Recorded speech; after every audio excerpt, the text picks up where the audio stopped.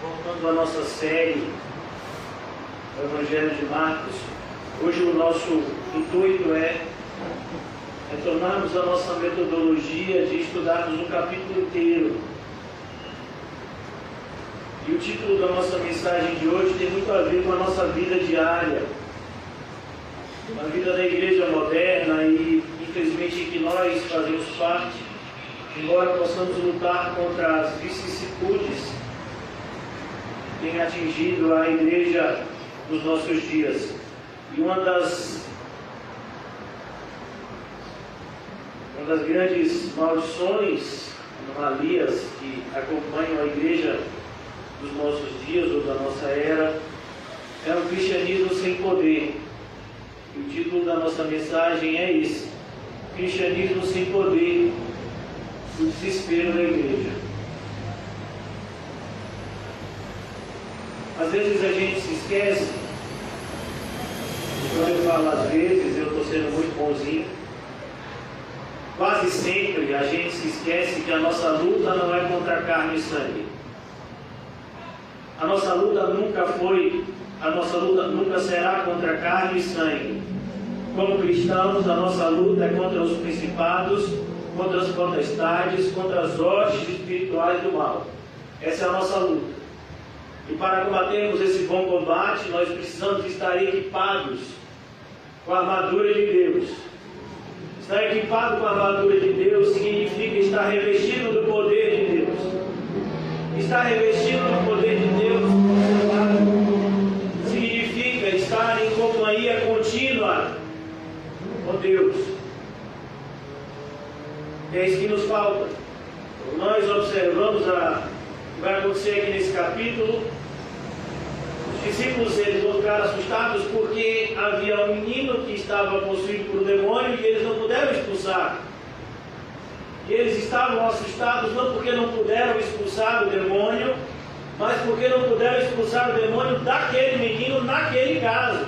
Porque eles já tinham sido enviados de 2 em 2 e eles já tinham inclusive se alegrado com isso. Senão o Senhor precisava ver que os demônios se submetiam a nós. Não, os demônios nunca vão se submeter a mim e a você. Os demônios se submetem àqueles que estão comigo e com você, se nós estivermos andando na companhia de Cristo. Isso temos que tomar todo cuidado, irmãos. Quando Marcos começa aqui mostrando para mim e para você a transfiguração, ele quer nos mostrar que não é Moisés, que não é Elias, figuras importantes no Antigo Testamento, principalmente no contexto dessa época, mas ele quer mostrar a superioridade de Cristo em relação a todos aqueles que vieram antes dele. Como Cristo é o princípio e o fim, como Cristo é o alfa e o ômega, como Cristo é o poder de Deus, como Cristo é aquele que faz todas as coisas e tudo que existe, nada do que existe foi feito sem ele. E muitas vezes nós erramos quando achamos que o poder é nosso, o poder está com a gente, porque a gente fez uma coisa ali, a gente fez uma coisa aqui, porque Deus usou a gente em algum momento, não significa que eu e você temos qualquer ingerência em relação ao poder de Deus. Às vezes a gente pensa, não, eu vou orar e Deus vai fazer assim. Por que você vai orar e Deus vai fazer assim? Onde é que está na Bíblia que diz que Deus vai fazer conforme o que eu e você falar? Deus não tem compromisso com a nossa palavra, Deus tem compromisso com a palavra dele. Deus não tem compromisso com os meus e os seus planos, Deus tem compromisso com os planos dele. É o nosso relógio que tem que se adequar ao Cronos, ao Kairos de Deus. E não o Kairos de Deus que vai se adaptar ao nosso cronômetro. Por isso nós precisamos acordar, irmãos. Quando a gente fala tanto a respeito de voltar ao primeiro amor, a respeito de ser regenerado, o irmão José pregou ontem a importância do arrependimento.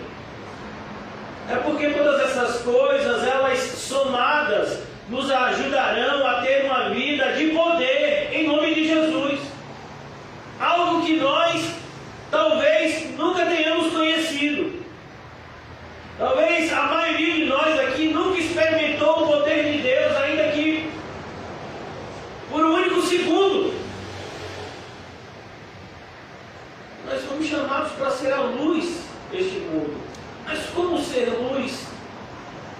luz que é em nós, que deveria existir em nós, for em trevas. E como o sal vai salgar, se ele perder o seu sabor, é assim que vai terminar esse capítulo. Nós, como cristãos, temos a obrigação de mostrar ao mundo o poder de Deus.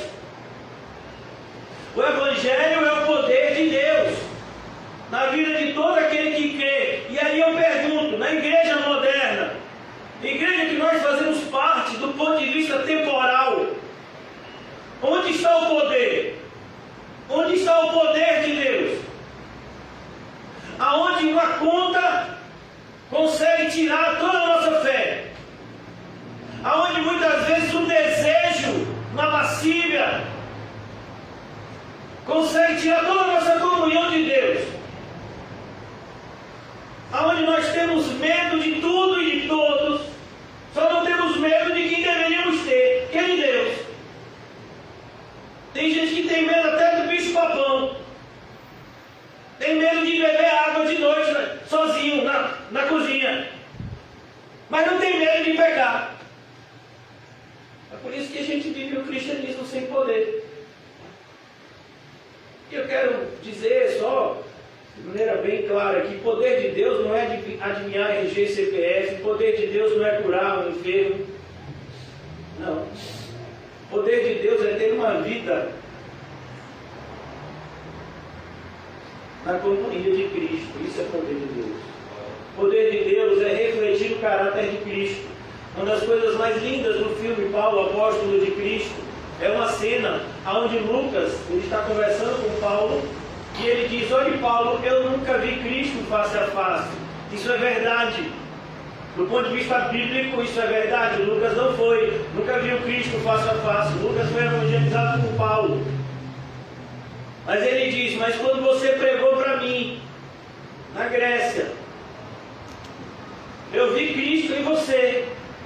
E aí eu pergunto, será que as pessoas têm visto Cristo em nós? Se a gente vive murmurando, se queixando de tudo e de todos. Será que o nosso comportamento reflete o comportamento de Cristo? Será que a nossa postura diária reflete isso? É esse poder, irmãos, que tinha, por exemplo, na vida de João, que não fez um único sinal. João Batista não fez um único sinal, mas o próprio Jesus dá testemunho dele e diz: é o homem que mais teve poder nessa geração. O maior homem nascido de uma mulher, cheio do Espírito Santo, desde o ventre materno, é o único caso. Sinal não quer dizer muita coisa. Poder de Deus tem a ver com uma vida que se assemelha com Cristo, onde as pessoas podem ver Cristo em nós. Isso é poder.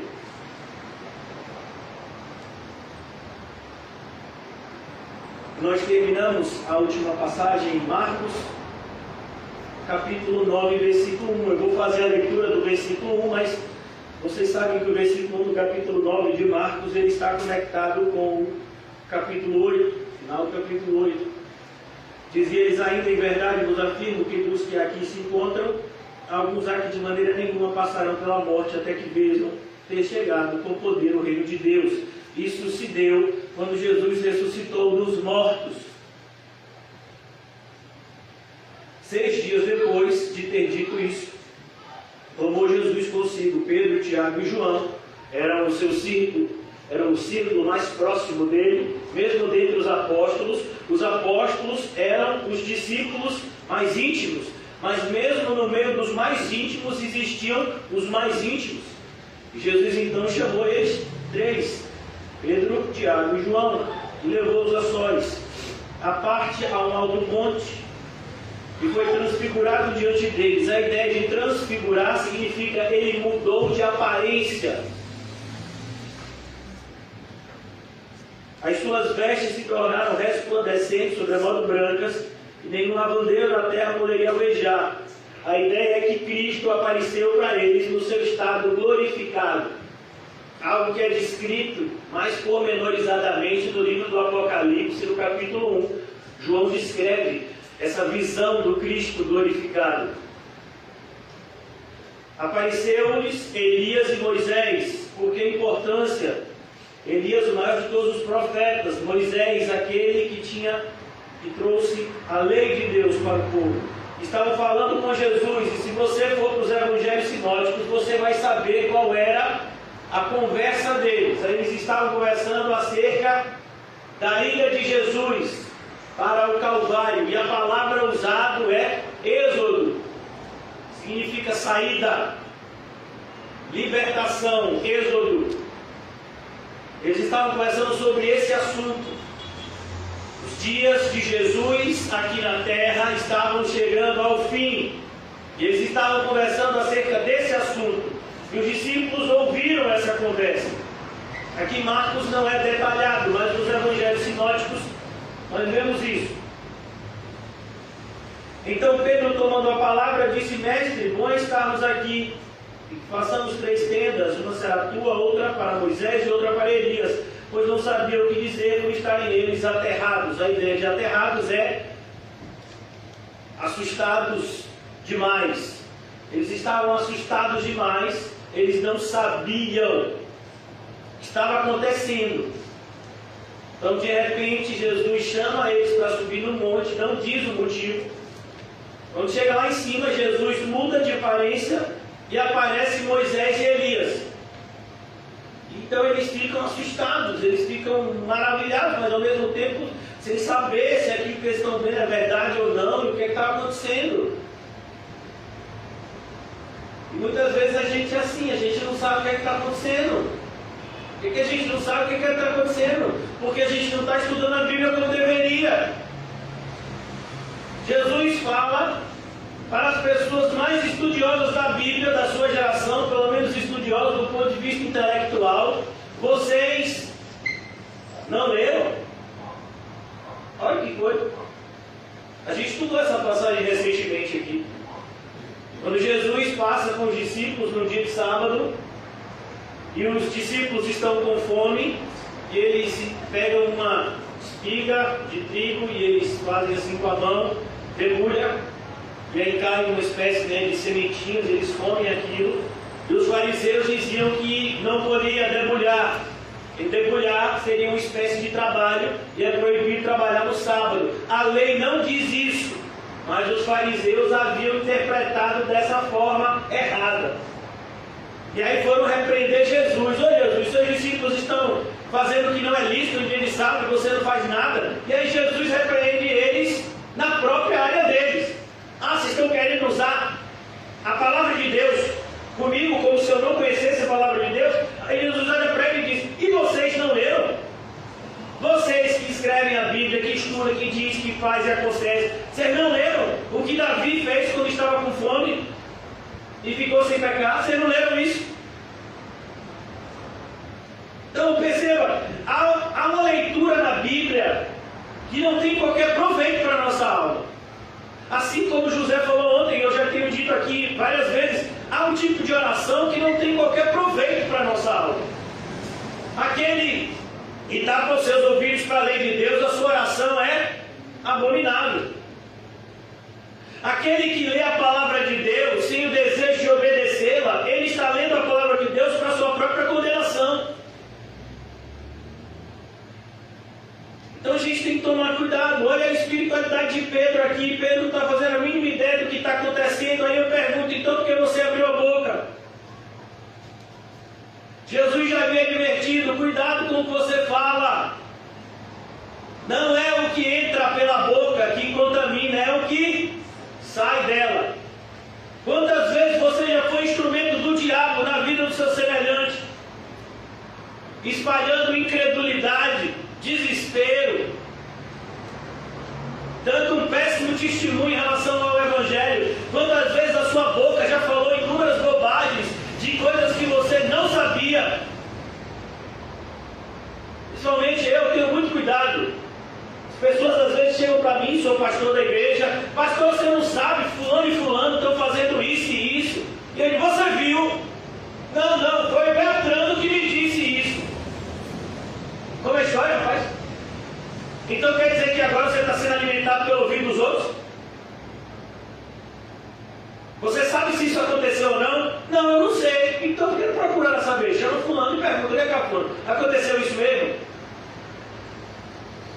Irmãos, aqui na igreja a gente não pode deixar de nenhuma forma esse tipo de fofoca. A gente chama de fofoca, mas o nome disso é maledicência. Não. Se o seu irmão pecou, vai até ele e repreende ele. Então toma cuidado com aquilo que sai da sua boca. Olha o que diz a Bíblia. Não sabia o que dizer. Ele não sabia o que dizer, mas falou. E falou o quê? Bobagem. Você acha que Moisés voltou para morar aqui na terra de novo? Elias voltou para morar aqui na terra de novo? Jesus ia ficar naquele estado transfigurado? Não, Jesus ia ser morto e depois ressuscitaria. Versículo 7. A seguir veio uma nuvem que os envolveu e deram uma voz e dizia: este é o meu filho amado, a ele ouvi. Isso apareceu para os três: Pedro, Tiago e João. E quando Jesus foi preso, os três estavam com ele. Eram os três que estavam com ele, mais próximos na noite que Jesus foi preso. Foram esses mesmos três que Jesus chamou para ficar com ele o quê? Orando lá no Getsemane. Eles oraram, dormiram. Aí Jesus voltou e disse: vocês não conseguiram vigiar comigo? Orai, vigiai. Aí eles dormiram de novo. Quando Jesus volta, ele disse: não, agora a gente vai orar. Aí ele disse: agora não precisa mais. Levanta, já vão me prender. Pedro, Tiago e João, qual deles ficou? Nenhum. Ó.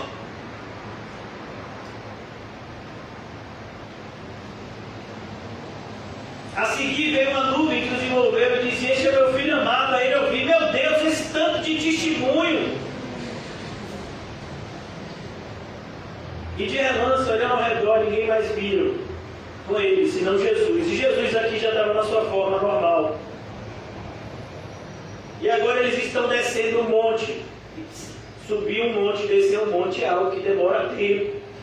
Existem montes que para você subir demora 2, 3 dias. Ao descerem um monte, eles estavam conversando. Ordenou-lhe Jesus que não divulgassem as coisas que tinham visto até o dia que o Filho do Homem ressuscitasse dentre os mortos. Perceba, esses discípulos não puderam contar aos demais o que aconteceram, até que Jesus ressuscitasse dos mortos. Eles guardaram a recomendação, perguntando uns aos outros o que seria o ressuscitar dentre os mortos. Meu Deus, Jesus já tinha dito isso. O que significa ressuscitar dentre os mortos? Me diga aí: morrer e ressuscitar.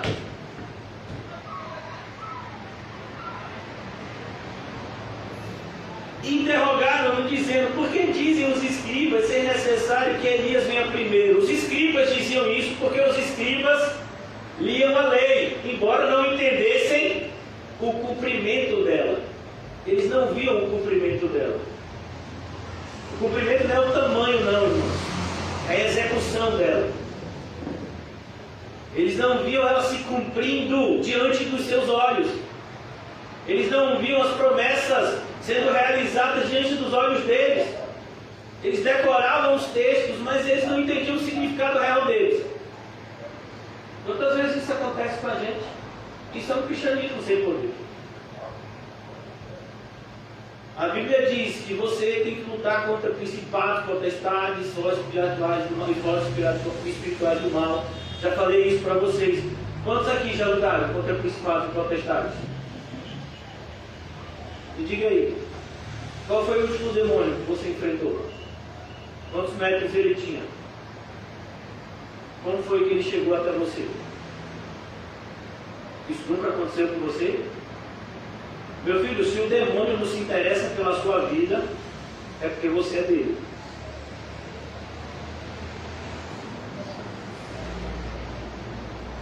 Então, às vezes a Bíblia está dizendo: isso vai acontecer.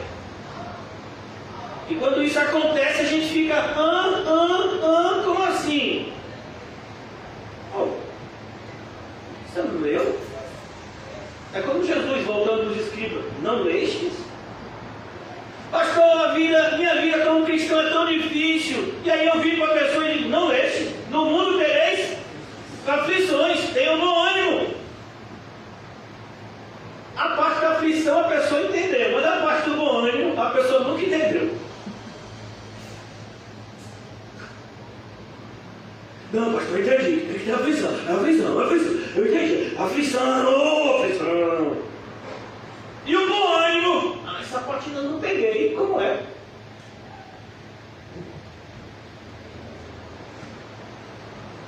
Então, irmãos, não é só você estudar a Bíblia e decorar um texto ou dois. Não. É você ver a Bíblia como algo que se realiza, se realizou e se realizará todos os dias da sua vida e da minha. É isso que está escrito na carta aos Hebreus. A palavra de Deus é viva e eficaz. Ela é viva. Você vive ela e ela dá vida. Você vive a palavra de Deus todos os dias. Eles estão descendo um monte, então eles perguntam a Jesus: o Elias não tinha que vir? Foram os escribas que falaram isso, viu? Olha, não foram os escribas que falaram, viu? Não fui eu não, viu? Foi o povo popular, viu? Mas está certo, está escrito no livro de Malaquias.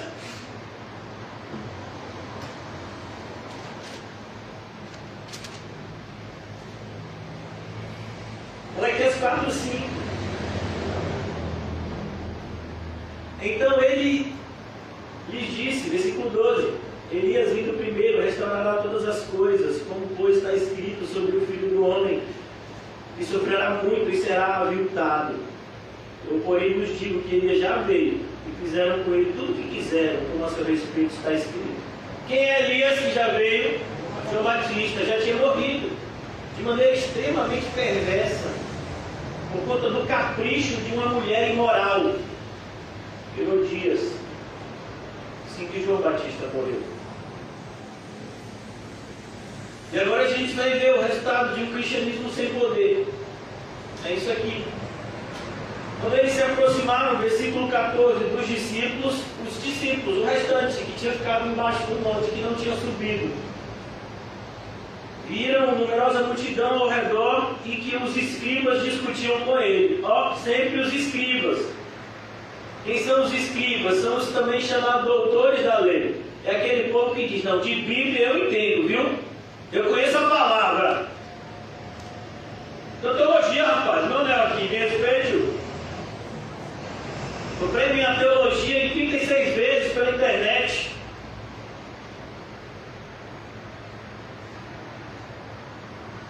Quando eles se aproximaram dos discípulos, viram numerosa multidão ao redor e os escribas discutiam com eles. Logo toda a multidão, ao ver Jesus, tomada de surpresa, correu para ele, saudava. E o pessoal, quando viu Jesus, disse: não, agora chegou quem pode me ajudar. Eu e você devia ser assim. E é na companhia de quem que a gente tem que viver, irmãos? De Jesus. Irmãos, Jesus não mente, amém? Sim ou não? Você acha que Jesus é mentiroso? Então você está no lugar errado.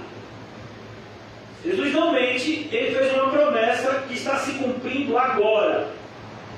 Ele disse: eu vou estar com vocês para sempre, até a consumação dos séculos. Aonde vocês forem, eu estarei com vocês. Eu vou estar sempre com vocês.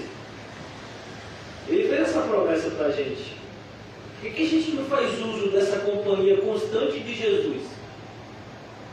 Jesus está sempre à nossa disposição. Nem sempre a gente está à disposição dele. Olha que loucura. Quem é que precisa de quem? Jesus precisa de você? Jesus não precisa de mim, não. Agora, eu preciso dele para tudo. E às vezes eu estou ocupado para Jesus. Imagine, olha que loucura. Como se fosse eu que fosse Deus, e não ele. E logo toda a multidão, ao ver Jesus, tomada de surpresa, correu para ele, saudá-lo. Então ele interpelou os escribas: o que é que discutis com ele? Olha que coisa, como Jesus defende os seus discípulos.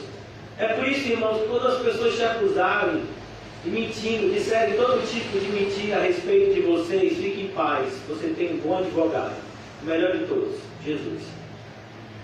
Deixe o pessoal te caluniar, deixe o pessoal te difamar, deixe o pessoal falar o que quiser.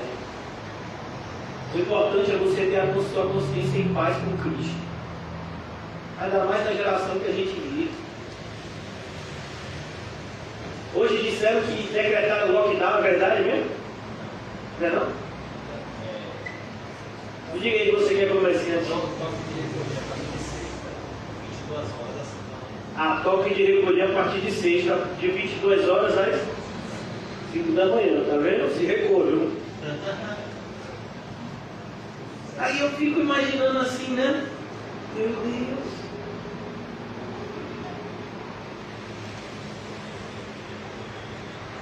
Eu acho um absurdo o ímpio ter mais confiança no Deus dele do que eu no meu Deus.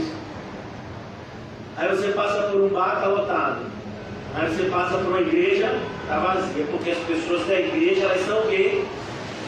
Elas são responsáveis. Né? Pessoas equilibradas. Igual o pessoal do bar. Ficava bebendo. A pessoa da igreja obedece. Está todo mundo em casa, debaixo do colchão. Com 1 litro de álcool em gel e 1 litro de álcool líquido. Eu digo, meu filho, qualquer dia desse você vai ter que botar na porta da sua casa, cuidado, inflamável. E ninguém pode entrar com força na sua casa, porque se entrar, queimou tudo. Porque tudo a pessoa taca álcool. Tem que rir, irmão, para não chorar. Jesus, então, ele defende os seus discípulos. Então, versículo 16, interpelou os escribas. O que é que discutis com ele? E um dentre a multidão respondeu, um deles que estavam dentre a multidão respondeu, mestre, trouxe o meu filho, possesso de um espírito mudo. Mais uma vez, o espírito imundo, o demônio, ele age na vida das pessoas de várias formas. Tinha um que fazia a pessoa ficar gaga, tinha outro que fazia a pessoa ficar surda, tinha outro que fazia a pessoa ficar muda, tinha outro que joga a pessoa no fogo. De várias formas o demônio age na vida de alguém. No caso do Gadareno, ele ficava despido, ele ficava correndo, gritando, se batendo. Mas o que está por trás disso é um só, é o mal, maligno. Trouxe o meu filho, possesso de um espírito mudo, e este, onde quer que o apanha, lança-o por terra, e ele espuma, rilha os dentes e vai definhando. A ideia é que, como se o menino tivesse um ataque de cólera, né? Fica rilhando os dentes, né? Mostrando algum tipo de fúria, cai pelo chão, se debatendo. Essa é a cena. Roguei aos teus discípulos que os expelissem e eles não puderam. Por que eles não puderam? Me diga aí. Porque o poder nunca foi deles. Você não tem poder, eu não tenho poder. José até falou sobre isso ontem. Por que você acha que as pessoas querem dinheiro? Porque no mundo que a gente vive, dinheiro e poder são praticamente sinônimos. Você já viu alguma pessoa milionária que não tenha poder? Já viu? Você já viu um poderoso que não tem dinheiro? Eles estão sempre juntos. Assim como o arrependimento e a fé.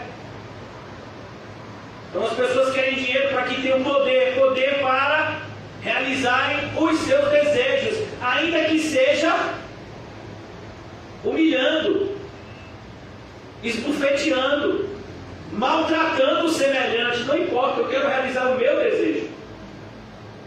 É assim que o mundo usa o poder. E Deus não dá esse tipo de poder aos seus discípulos. Então a gente se engana, achando que a gente tem poder em si mesmo. Não. Nós podemos ser usados por Deus em poder. Deus pode fazer coisas potentosas por meio das nossas vidas. Mas é Deus quem faz, não nós. Erramos quando achamos que podemos manipular o poder de Deus ao nosso bel prazer. A Bíblia vai dizer, por exemplo, no capítulo 4 de Tiago, que pedir e não recebe, porque pedem mal, pedem para realizar os seus próprios deleites. Não recebem, não recebem. E há um perigo ainda maior. Nesse caso de Tiago está falando do ponto de vista corretivo de Deus na vida daqueles que são seus filhos. Deus corrige severamente. Mas o pior é quando Deus deixa o negócio acontecer, como foi no caso de Judas. Capítulo 7 de Mateus, a gente vê isso de maneira bem clara. Expulsaram demônios, profetizaram, fizeram milagres. E Jesus vai dizer: apartai-vos de mim, maldito, eu não conheço vocês. Olha o perigo. Ah, eu era exorcista, rapaz, é claro que eu vou para o céu. Expulsava demônio, mas você vivia uma vida correta? Varão, ninguém vive uma vida correta. Ó, você julga a sua justiça pela injustiça alheia. Eu ouço isso direto. Ó, pastor, ninguém vive uma vida correta. Vai ficar dizendo esse negócio de viver de santidade, de buscar ser uma pessoa, sabe, respeitando os padrões bíblicos. Ninguém vive assim. Eu não sei quem é você, mas eu procuro viver de acordo com a Bíblia. Então aqui Jesus vai mostrar isso. Roguei aos teus discípulos, e os expelisse, e eles não puderam. Então Jesus lhe disse: ó geração incrédula, até quando estarei com vocês? Ó geração incrédula. Não é a nossa? Não é a nossa geração? Vocês aqui, de quantas pessoas vocês já ouviram? Não, quando passar a pandemia, quando eu for vacinado, eu vou para a igreja. Já ouviu isso de alguém? Quem já ouviu? Eu já. Então precisa ficar firme com Jesus, viu? Vou para a igreja de Mateus. Onde vai abrir lá? Nem está pulando. Vou lá para a igreja dele. Nessa época já deve ter passado a pandemia, né? Meu Deus.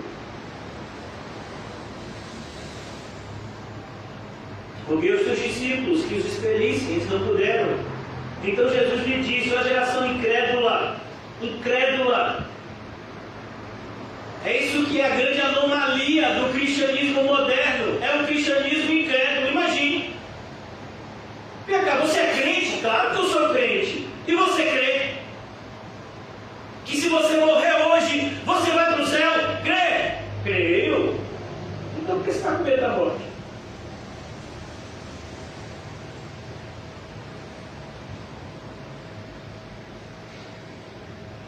Ó geração incrédula, até quando estarei com vocês? Até quando vos sofrerei? Olha, uma das coisas que mais incomoda a Deus é a incredulidade. Imagine, Deus fez a todos nós e a gente não acredita nele. Você já imaginou? Eu não acredito no oleiro, diz o vaso. Eu não acredito que foi o oleiro que me fez. Imagine um vaso dizendo isso. Eu acredito que eu sou fruto do acaso. Eu sou fruto do meu próprio esforço. O vaso dizendo isso, imagine. Ó geração incrédula. Jesus diz: traga o menino até mim. Versículo 20, trouxeram-lhe. Quando ele viu a Jesus, o Espírito imediatamente o agitou com violência. Você pode até ficar insensível diante da presença de Jesus, mas os demônios não ficam. Percebeu como os demônios estão na frente de um monte de cristão? Tiago diz: você crê que Deus existe? Os demônios também creem e tremem. Olha como está na frente. A fé dos demônios é superior de grande parte da igreja. Porque os demônios têm uma fé acompanhada de temor. O temor dos demônios não gera obediência. O temor dos cristãos verdadeiros gera obediência. Então aqui você vai ter 3 tipos de fé, por assim dizer. 2 delas condenam e uma só salva. Você tem a fé daqueles que dizem que creem, mas não tremem, nem temem. Não tem qualquer tipo de submissão à vontade de Deus. Você tem a fé dos demônios, que é superior ao dos crentes de hoje, que acreditam e tremem. E você tem a fé dos crentes verdadeiros, que é aqueles que obedecem. Essa é a fé verdadeira. Jesus diz: aquele que crê em mim é o que me obedece. Você está dizendo que você crê e você não obedece? Fé é essa. Tiago diz: você acha que essa fé pode salvar você? Uma fé sem obras? Uma fé que não é evidenciada por meio de uma vida transformada? Tiago diz que essa fé não pode salvar.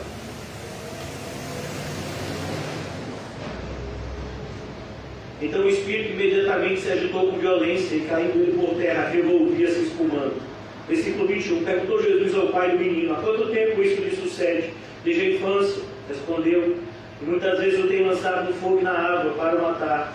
Mas se tu podes alguma coisa, tem compaixão de nós e nos ajuda. Irmão, Jesus sabia de tudo isso, que o demônio atacava o menino. Mas o que é que Jesus está fazendo aqui? Jesus está iniciando um relacionamento com aquele rapaz. Ele está dialogando com o pai do menino. Porque o propósito de Jesus não é simplesmente satisfazer os nossos pedidos, é ter um relacionamento com a gente.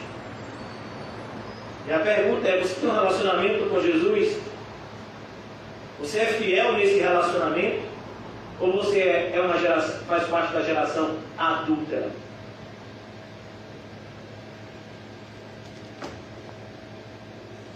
Ao que lhes respondeu Jesus: se podes. Imagine você perguntar a Jesus: será que Jesus pode fazer isso? Se pode. Tudo é possível ao que crê. Mas cadê esse cristianismo, irmão? Cadê o nosso cristianismo? Aonde tudo é possível ao que crê. Aonde a gente se ajoelha, ora, ouve uma ordem de Deus, se levanta e vai cumpri-la, sem temer o que nos pode fazer o homem. Onde é que está esse cristianismo? Aonde o viver é Cristo e o morrer é lucro. Onde é que está esse cristianismo?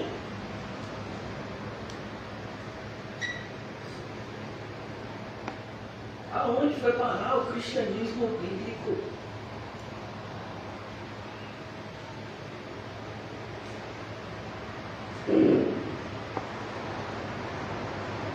Imediatamente o pai do menino exclamou com lágrimas: eu creio. Olha que coisa linda. Eu creio. Mas uma das coisas mais evidentes na vida daquele que crê é que ele sabe que a sua fé é e sempre será pequena. Que maravilha! É como, irmão, se você tivesse um copo de 200 ml de água, mas que a água nunca acabasse. Quem aqui já leu o Antigo Testamento? Quem se lembra da história de Elias e a mulher lá, Cirofenícia, se eu não me engano, né?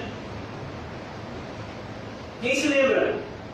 A mulher disse: ó, a gente vai morrer.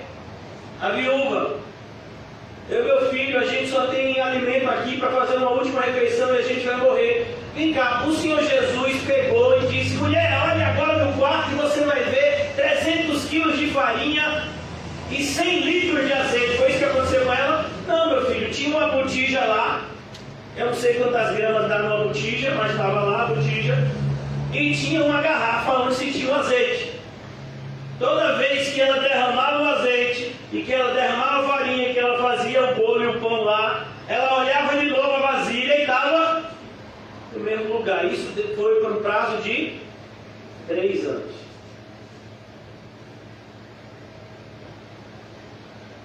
Precisava de fé todo dia. Será que a farinha não vai acabar? Isso é fé. Mas se a gente tem... Não, fica tranquilo, tem 300 quilos ainda de farinha. Tem 250 quilos ainda de farinha. Não, ainda tem 200 quilos de farinha ali estocado. Eu estou vendo. Não é esse tipo de fé. Isso não é fé. Fé é quando você não vê, mas ainda assim você espera. Por quê? Porque é promessa de Deus. Então você crê. Isso é fé. Não é o que está escrito em Hebreus 11:1? Não é isso que está lá escrito de maneira literal para a gente aprender? Porque Deus se daria o trabalho de explicar para mim e para você o que significa fé, se a gente tivesse inteligência suficiente para criar nossa própria teoria acerca de fé. Porque Deus sabia que existe uma coisa chamada vã sabedoria, onde o homem acha que sabe alguma coisa. Não, eu tenho fé.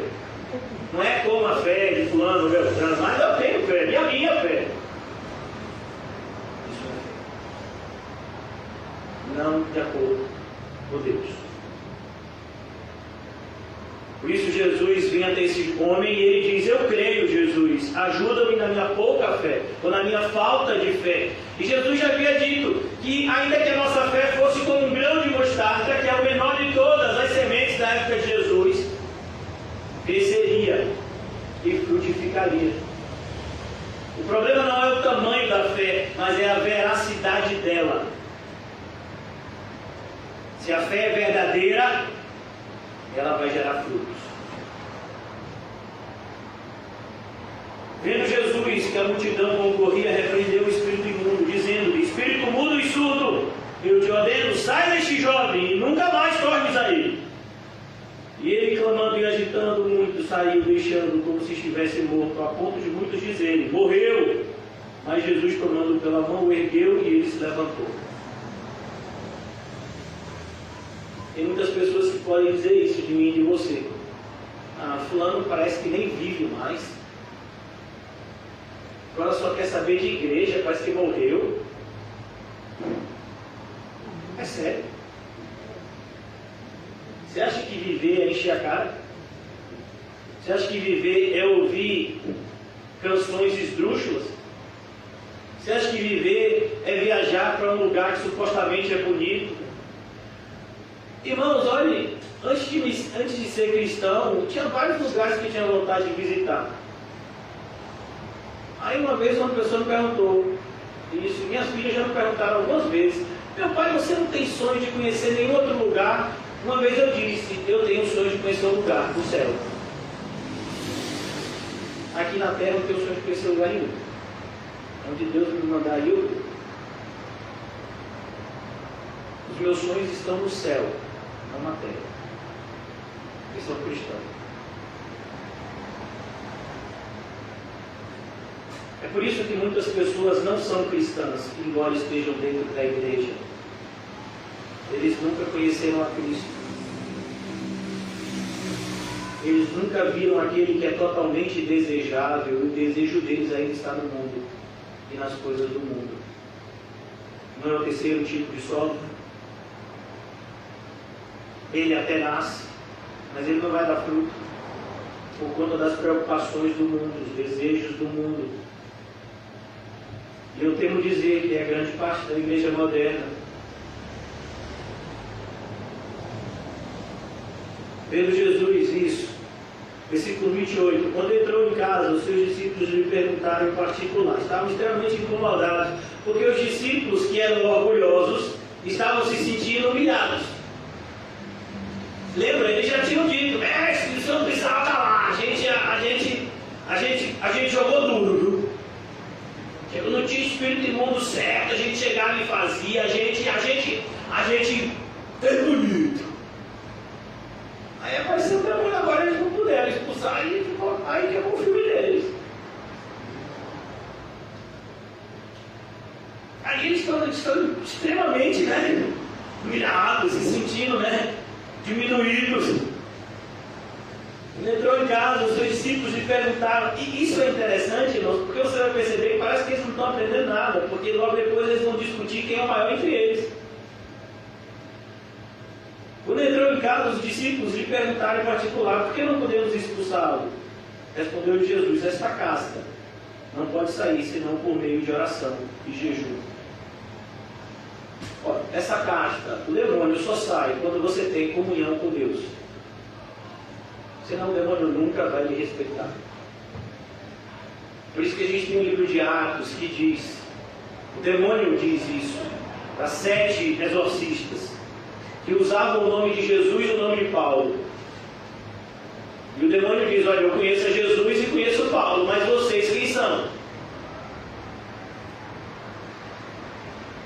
Imagine alguém: não, segundo está escrito em Efésios, demônio, eu estou fortalecido no Senhor, segundo está escrito em Efésios 6, 10. Aí o demônio olha para a cara da pessoa e diz: Efésios quanto? Aí o demônio senta, cruza as pernas e diz: você sabia que a carta de Efésios não foi escrita em capítulos e versículos? Mentira, demônio, você é mentiroso.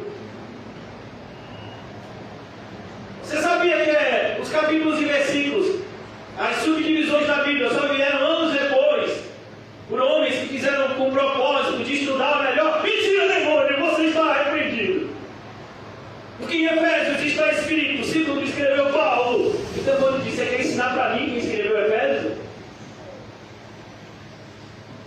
Você acha que esse tipo de poder vai gerar algum medo no diabo? Não, Filipenses diz assim, o demônio, Apocalipse 2, já revela o seu destino, demônio. O demônio vai dizer, meu filho, eu já li a Bíblia, você já leu? O demônio sabe quem de nós aqui é cristão verdadeiro e quem não é, porque existe uma luz na vida daqueles que são luz. Que pode ser imperceptível para nós, mas no mundo espiritual fica bem perceptível. Eu conheço a Paula. Ou como eu conheço a Paula. Quem diz isso é um demônio. Já imaginou? É esse tipo de comunhão espiritual que você tem que ter, irmão. Mas eu vou ser muito claro. Ao longo desses 10 anos de igreja, presenciei pouquíssimas pessoas com essa comunhão. Talvez nem uma mão toda. Por que você acha que o mal tem se propagado tanto? Quase que não tem oposição. Os servos deles estão no púlpito, pregando, influenciando as pessoas a adorarem a Deus segundo a religião de Caim.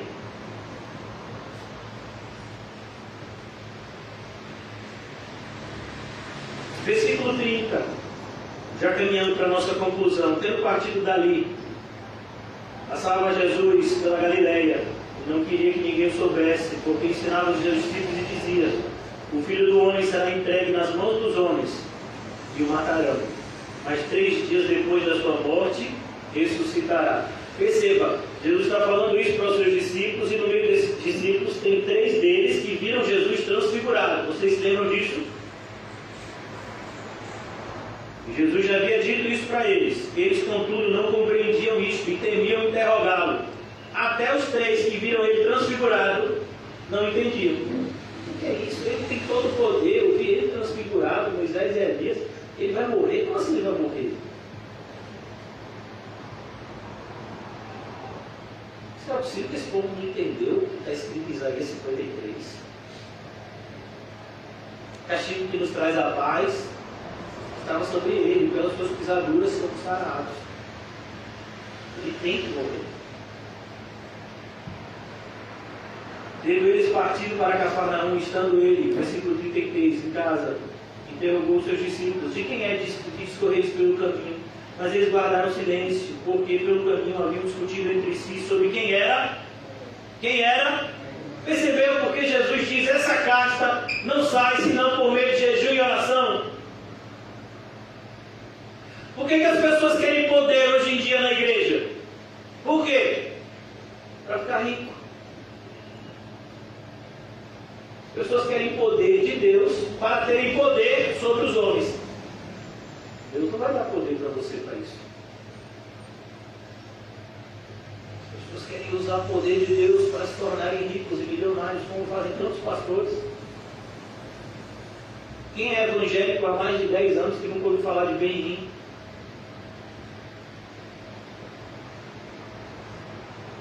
Como você acha que a Universal se tornou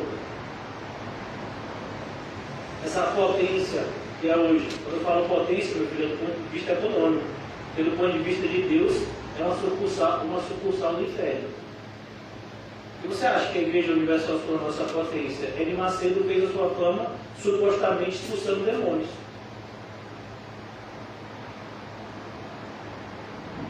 As pessoas sempre querem dizer que tem poder. Aquele que começou a Universal com ele fez a sua fama, o R.R. Soares, dizendo que tem poder para curar. Não é assim até hoje? Ele diz lá na igreja dele, né, acho que é Internacional da Graça, né? E a pessoa que for lá vai ser curada, se refere a ser curada. Agora eu achei que ele está mais velho, ele só tem poder para curar ele mesmo, né? E nem, eu acho que curar os dele. Na verdade, vocês sabem que ele não tem poder para curar ninguém, né? Mas ele engana um bocado de gente. E ele fez a sua fama fazendo várias cruzadas pelo Brasil. Agora ele não faz mais, porque eu acho que ele está a idade não permite, ele está, eu soube, né? Eu não vi, ele está pregando até sentado, é verdade isso. Ele estava pregando sentado. E aí ele fez toda a sua fama dizendo que tem poder para curar. Porque a discussão é sobre essa, sempre quem é que tem mais poder. Ninguém quer saber quem é que está com a verdade, é quem tem poder. Por que você acha, por exemplo, irmãos, que fazem as prévias? Você acha que na época de eleição existem empresas que ganham bastante dinheiro fazendo pesquisas eleitorais e muitas delas são manipuladas? Por quê?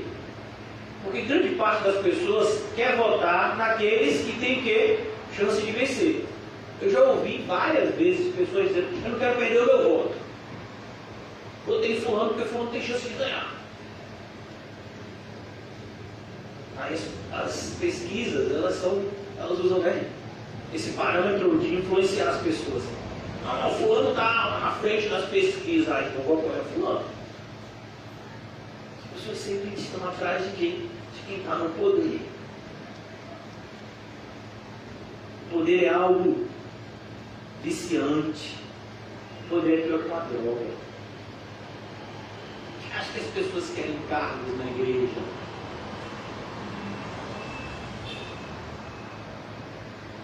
Mas eles guardaram silêncio porque pelo caminho haviam discutido entre si sobre quem era o maior. Hoje em dia a gente tem os influencers, não é isso mesmo o nome?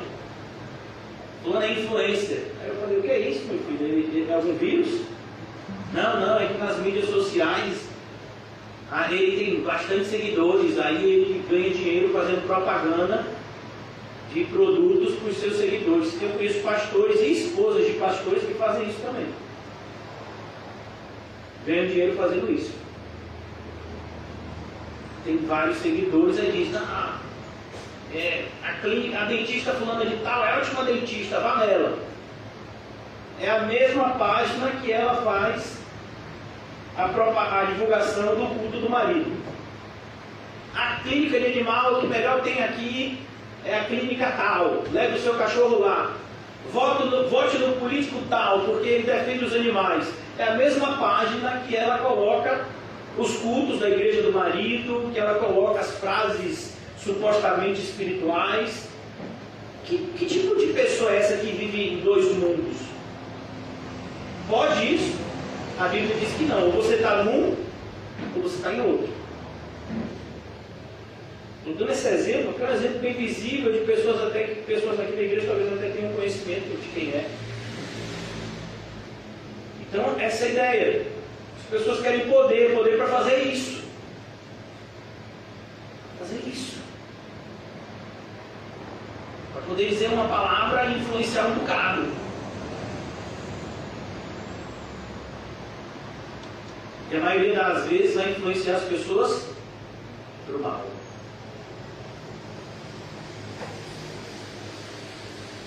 Eles haviam discutido entre si quem era o maior. E ele, assentando-se, chamou os 12 e lhes disse: se alguém quer ser o primeiro, será o último e servo de todos. Trazendo uma criança, colocou-a no meio deles e, tomando os braços, disse-lhes, tomando-a nos braços, a ideia é uma criança de colo. Ele pegou uma criança de colo, ele não pegou uma criança qualquer, ele pegou uma criança bem pequena. A colocou nos braços e disse: qualquer que receber uma criança tal como esta, em meu nome, a mim me recebe, e qualquer que a mim me receber, não recebe a mim, mas aquele que me enviou.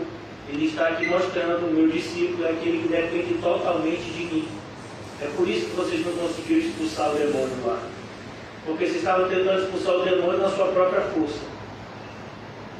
Se tem um momento, irmãos, onde a gente se sente humilhado, é quando a gente ora. A gente ora. É o momento que a gente mais se sente humilhado. Sabe por que a gente ora? Porque a gente percebe que a gente não pode fazer nada. E é maravilhoso isso. Por que você ora tanto? Porque eu sou fraco. Sou muito fraco. Eu preciso estar orando o tempo todo. Porque se eu não orar o tempo todo, eu vou estar caindo o tempo todo. Eu prefiro orar do que cair. Prefiro orar do que me desviar. Por isso vocês não puderam expulsar aquela legião, porque aquele demônio, perdão, porque vocês estavam cheios de orgulho e ainda estão. E Jesus já havia advertido eles: cuidado com o fermento dos fariseus e de Herodes, cuidado. Mas parece, irmãos, que apesar de todas as advertências que a gente tem recebido da parte de Jesus, eu fico preocupado com a vida de alguns, esses que nunca ouviram. E disse-lhe João: mestre, vimos um homem que em teu nome expelia demônios. Olha a preocupação deles: expelir demônio. Não foi o problema de espírito anteriormente? E eles estavam chateados porque eles não puderam o quê? Expulsar demônio. Agora eles estão sabendo que tem um que está expulsando. Aí não, varão. Aí não, se tem que alguém que tem que expulsar demônio aqui, sou eu. Eu estou andando, eu que abandonei tudo para andar com o senhor. Aí veio uma pessoa que chegou outro dia na igreja. A gente não reflete sobre o texto. Disse-lhe João: mestre, vimos um homem que em teu nome expelia demônios, o qual não nos segue, e nós lhe proibimos, porque não nos seguia. Mas Jesus respondeu: não lhe proibais. Por que você está proibindo? Vocês não têm essa autoridade no mundo espiritual. Se ele está expulsando demônio e ele não tem comunhão comigo, vai chegar o dia do juízo dele. Qual é o juízo? Ah, mestre, em teu nome expulsamos demônios. E Jesus vai dizer o que para eles? Jamais os conheci. Mas isso é com Jesus naquele dia. Isso não é comigo, com você. Nós fomos chamados em defesa do Evangelho e não para suscitar uma exclusividade no mundo espiritual. Não, irmão.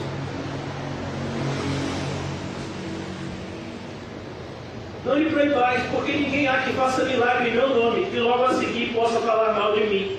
Pois quem não é contra nós, é por nós. Aí. Porquanto aquele que vos der de beber um copo de água, em meu nome, porque sois de Cristo, em verdade vos digo que de modo algum perderá o seu galardão. Cada pessoa tem o seu chamado, mas todos temos o chamado de servirmos uns aos outros, em nome de Jesus. E agora, nessa parte final do capítulo 9, o maior de todos os alertas que está vinculado. Jesus está querendo mostrar para as pessoas, que o problema não é a demonstração aparente de poder, mas o problema é a efetividade desse poder na vida da pessoa. Muitas pessoas vão expulsar demônios, fazer milagres, profetizar, mas elas irão para o inferno. Ou seja, o poder deles era um poder ineficaz. Porque o verdadeiro poder é aquele que nos salva. Esse é o verdadeiro poder. O Evangelho de Deus é o poder de Deus para salvação. É esse poder que nós devemos buscar, é esse poder que nós devemos propagar. O poder de Deus para salvação. E não o poder de Deus para gerar qualquer tipo de vã confiança no homem. Não, fulano ali, fulano é fascista, varão. Fulano ali, fulano adivinha. Ah, pode ver lá. Ele vai bater certinho quando é que esse Covid vai passar. Pode nele. Quando ele disser, está para, você vai ver que vai parar. Pode ir lá. Fulano, bate certo, rapaz. É esse poder que você está atrás. Então Jesus está mostrando para essas pessoas a consequência de você buscar poder, ou de você buscar viver debaixo de um poder que não redunda em salvação. Senta aqui, toma. O capítulo gira em torno disso. Por isso a conclusão do capítulo. E quem fizer tropeçar uns desses pequeninos crentes. Pequeninos o quê? Crentes. Ó. A preocupação de Jesus é com os crentes. Aqueles que são seus. E ele chama eles de quê? Pequeninos. Melhor lhe fora que lhe pendurasse ao pescoço uma grande pedra de moinho e fosse lançado no mar. Eu tenho muito temor na vida daquelas pessoas que saíram da igreja, difamando a igreja, e difamando pregações bíblicas que foram feitas aqui, fazendo tropeçar alguns. Eu tenho muito temor na vida dessas pessoas, porque um dia elas vão ter que prestar contas. O problema dessas pessoas não é comigo. O problema dessas pessoas é com essa frase aqui: ai daquele que fizer tropeçar um dos meus pequeninos crentes. Ai daquele. E sua tua mão te faz tropeçar, é a tua mão, ela está te fazendo tropeçar, corta. É você quem tem que cortar, corta. É pois melhor entrares maneta na vida do que tendo as duas mãos e ires para o inferno, para o fogo inextinguível, que nunca se apaga. Já imaginou isso? A ideia de Jesus aqui é um tormento eterno, onde não lhes morre o verme e nem o fogo se apaga. E se teu pé te faz tropeçar, corta-o. Quem tem que cortar o seu pé? O cirurgião? É o pastor? É o irmão da igreja? Não, é você. É você que tem que cortar aquilo que está atrapalhando sua comunhão com Deus. Deus pode até usar o irmão, o pastor, para dizer para você: ó, pai, olha aí o seu pé, olha aí a sua mão.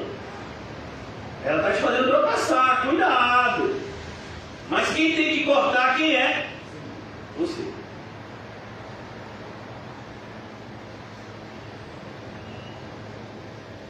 Se o teu pé te faz tropeçar, corta. É melhor entrares na vida aleijado do que ter os dois pés seres lançados no inferno, onde não lhes morre o verme e nem o fogo se apaga. E você sabe o que é o mais assustador, que eu vou falar aqui para vocês agora. E se um dos teus olhos te faz tropeçar? Irmão, você prefere perder um olho ou perder os dois? Você perder um olho, você ainda enxerga, não enxerga? Sim ou não? Mas se você perder os dois? Deixa eu dizer uma coisa: se Jesus mandar você arrancar um olho e você não arrancar, Ele vai arrancar os dois. Pastor, onde é que está isso na Bíblia? Alguém já leu a história de Sansão? O que é que fazia Sansão tropeçar? Hein? José pregou isso ontem. O que é que fazia Sansão tropeçar? O olho. Ele batia o olho e ele cobiçava. Sansão, teu olho te faz pecar, Sansão. Arranca! Não vou arrancar nada, mano. Arranca o olho, Sansão. Ah, você não arranca o olho não, Sansão? Então eu vou furar os dois. A disciplina de Deus é dura. Eu tenho visto pessoas na igreja, eu estou falando na nossa igreja, que é uma igreja pequena, brincando com a disciplina de Deus. Pessoas pensando assim: não, graças a Deus eu estou debaixo da disciplina de Deus. Ufa, pelo menos eu não vou ser condenado com o mundo. É alívio. É sério que você está brincando assim com a disciplina de Deus? Você já experimentou? Alguém já ficou trancado em um espaço pequeno durante mais de um dia? Por exemplo, o nosso banheiro aqui, que é bem pequenininho. Experimente ficar nele um dia inteiro. Eu tranco você aí 6 da manhã, e amanhã, 6 da manhã, eu tiro você. E aí, você quer ficar? E olha que no banheiro ainda tem água, dá para você fazer seu xixi, sua sepsia, né? Ainda tem um amíbiozinho. Mas imagine você dentro do ventre de uma baleia, de um peixe grande. Eu falei baleia, de um peixe grande. Durante 3 dias e 3 noites. Irmãos, toda vez que você olha para a disciplina de Deus, você vê que a disciplina de Deus é dura. O que foi que Jesus disse para Saulo na conversão dele? Saulo, Saulo, duro é para ti recalcitrares contra os aguilhões. E tem gente que está brincando: não, Deus está me disciplinando, mas eu estou tirando de letra. Eu sei que o que está acontecendo na minha vida é disciplina de Deus, mas é isso aí, Ele vai me disciplinando e eu não sabe como é, né? Eu não sei não. Porque se você é um filho de Deus mesmo, e Deus está te disciplinando, e você não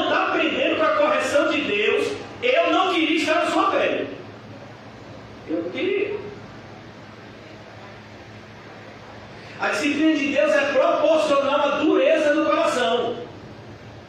A disciplina de Deus é proporcional à obstinação do homem em pecar. Ele vai lá, arrependa-se, arrependa, não vai se arrepender.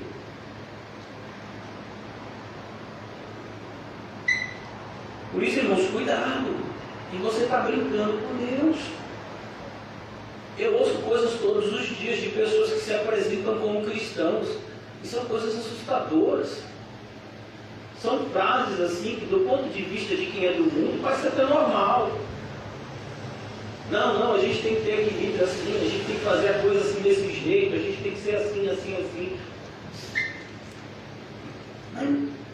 Não foi isso que Jesus ensinou.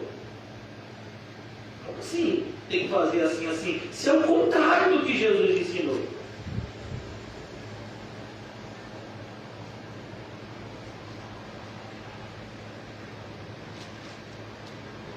E se um dos teus olhos te faz tropeçar, arranca. É melhor você arrancar do que Deus arrancar. É melhor entrar no reino de Deus com um só dos teus olhos. É melhor com um só dos teus olhos do que ter os dois seres lançados no inferno, onde não lhes morre o verme. A ideia de verme, quem já viu um corpo de um animal, por exemplo, a gente não vê muitas vezes corpos humanos assim, mas às vezes à beira da estrada, eu já vi várias vezes, animais que morrem à beira da estrada, você passa e você vê os vermes comendo. A ideia da corrupção do corpo durante os séculos dos séculos, e o tormento sobre o corpo durante os séculos dos séculos.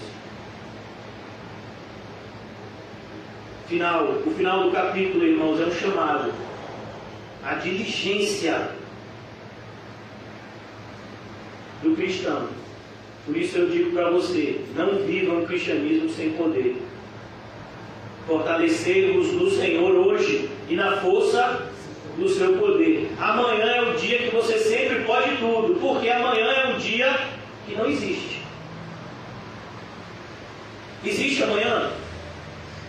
Você sabe se existe amanhã? A gente sabe que existe o agora. Por isso que tudo a gente sempre marca para quando? Amanhã. Amanhã. Semana que vem. Próxima segunda. Não, irmãos. O cristianismo exige da gente uma resposta imediata. A propagação dessa resposta já é uma resposta, a negativa. Porque cada um será salgado com fogo. A ideia agora aqui é salgado com fogo. A ideia é, o cristão, ele é salgado. Você sabia que antes de existir toda a medicina moderna, uma das coisas que se colocavam nos ferimentos para evitar infecção era o quê? O sal. Até hoje, se você não tiver outro remédio e tiver alguma ferida exposta, coloque sal.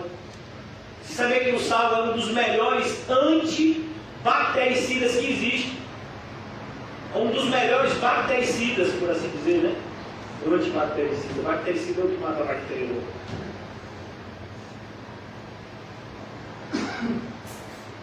Porque cada um será salgado com fogo, com o sal. A ideia é, o cristão não vai sofrer tormentos no inferno, mas o cristão vai passar por provações da terra. E essas provações visam a maturidade cristã e a demonstração do poder de Deus na vida dele. O poder de não sucumbir diante das adversidades, mas de crescer com elas. À medida que nós somos provados e aprovados, nós crescemos. Por isso que a Bíblia diz, crescei na graça e no conhecimento do Senhor todos os dias, quanto mais vezes que o dia do Senhor se aproxima. Bem-aventurado é o homem que é aprovado na aprovação. Por isso cada um será salgado com fogo. A ideia aqui é do sal fazendo essa purificação no crente. As dificuldades, elas têm no cristão o poder de purificá-los. Como lemos em 2 Coríntios, o sofrimento de Deus, o sofrimento segundo Deus, opera arrependimento para a salvação. Bendita dificuldade.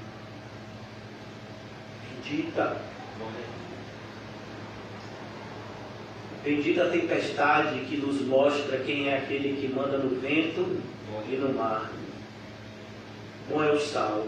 O sal é bom. Mas arde! Não pode ser que arda, não. Ele arde. Vai. Se você botar o sal na ferida, vai o quê? Vai arder. Não, varão, pode ser que arda. Não pode, não. Vai arder. Sal arde. Mas se o sal se tornar insípido, se o sal perder o seu sabor, se o sal perder o seu valor biológico, ele não é mais sal. Ele é apenas um pó branco. Como de restaurar o sabor? Tende sal em vós mesmos, vocês têm que ser sal.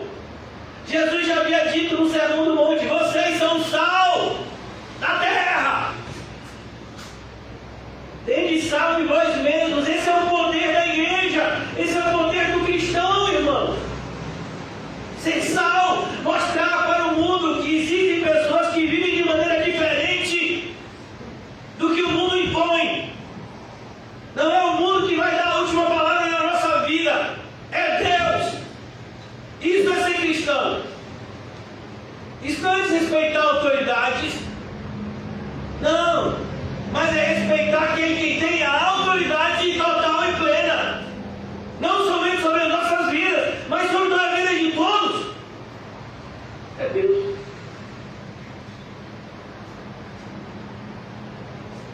Você pegar a igreja moderna hoje e colocar ela na boca, ela não tem sabor.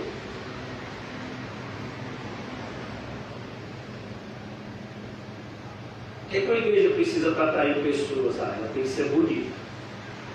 Vamos fazer uma reforma, vamos ficar bonita. Ela tem que ser atrativa, ela tem que ter eventos, ela tem que ter um departamento de marketing, de propaganda.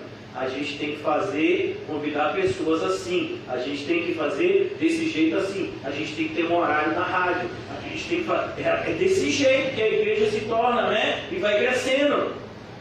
Isso é ser sal? Não, isso é perder o sabor.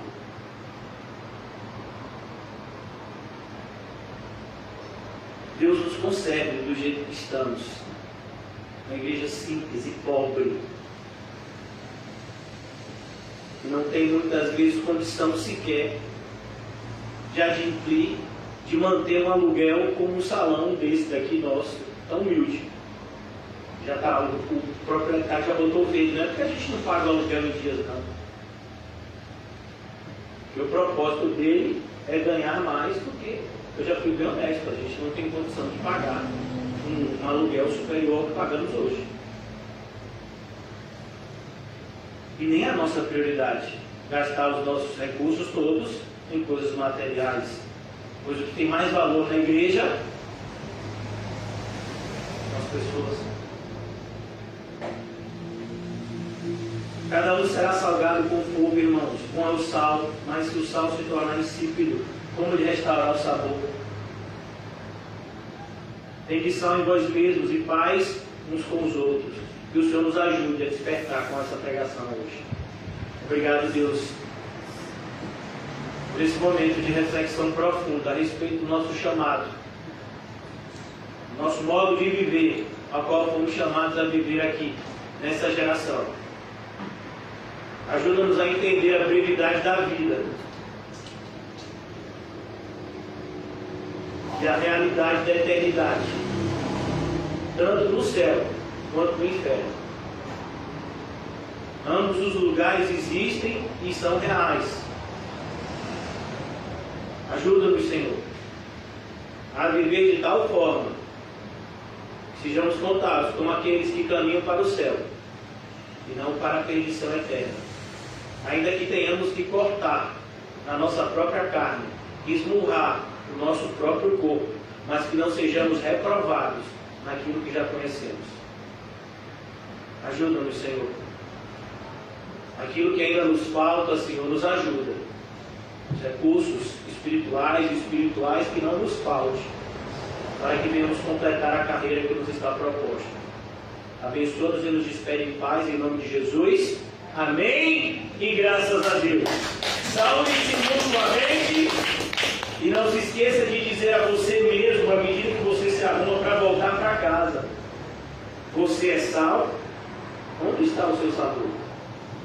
Pergunte a você mesmo.